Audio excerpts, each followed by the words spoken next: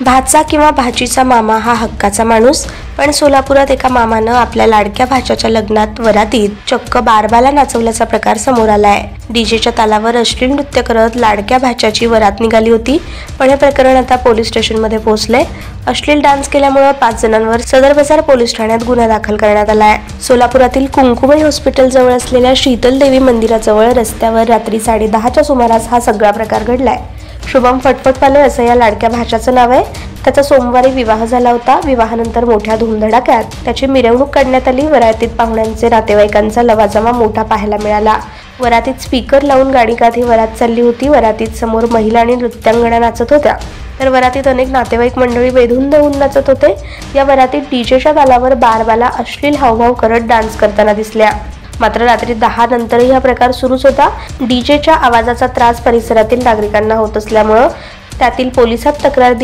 त्यातील कुणीतरी पोलिसात तक्रार दिली। त्याचवेळी पोलीस आल्यामुळे एकच गोंधळ उडाला आणि मग मामासह वरात थेट सदर बाजार पोलीस ठाण्यात आणण्यात आली। या प्रकरणी नवरदेव, मामा, ट्रॅक्टर चालक, डीजे चालक यांच्या विरोधात गुन्हे दाखल करण्यात आले आहेत।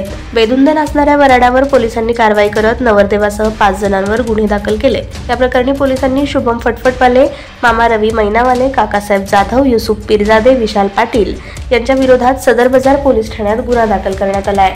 पोलिसांनी लग्नाच्या वरातीतील डीजे आणि ट्रॅक्टरसह 80,000चा मुद्देमाल जप्त केलाय।